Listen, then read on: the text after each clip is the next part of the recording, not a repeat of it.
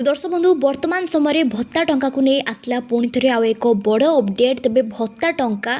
3000 टंका आउ 3500 टंका केबेठू आरंभ होब से सबु संपर्क में एबे सबु किछिर निष्पत्ति नेले आपण मानकर अति प्रिय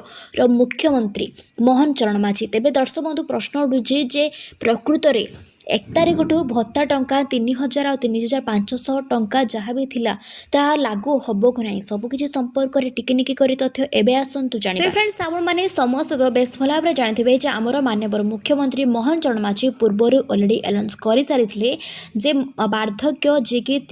80 वर्षरू ऊर्ध्व सेमानंकु 3500 टंका आ 3000 टंका प्रदान कराजिबो बोली जाहाकु नै ए संपर्क में जनसाधारण माने संपूर्ण असंतुष्ट थिले आमर मान्यवर मुख्यमंत्री उपरे यापर पुणी थे निष्पत्ति बदलाई आउ सुधार करेंगे बोली मान्यवर मुख्यमंत्री प्रतिश्रुति देते अति प्रिय जनसाधारण मानकु।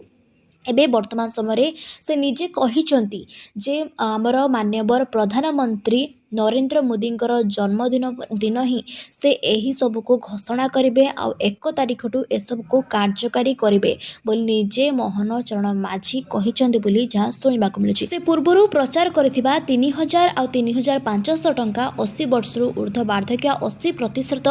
विकलांग माननकु दिया जिबार जो प्रतिश्रुति से पूर्वरु देइथले से सब को एबे सुधार करी पुणी थरे 1 तारिख ठू किछि नुआ लागू करेंगे जहाँकि 3000 आ 3500 टंका कथा कही सब को कार्यकारी करेंगे किंतु केउ माननकु देबे 3000 टंका 3500 टंका ए संपर्क में किछि भी एपर्यंत स्पष्टता सामना को आसी नाही। तो फ्रेंड्स आपण माने ए संपर्क में आपणक मत कौन देबा को चाहछन्ती ताहा निश्चित रूपे कमेंट रे जणान तबे आपण माने कौन भाबुचन्ती 3000 टंका और 3500 टंका केउ माननकु दिया जिवो ता मध्ये कमेंट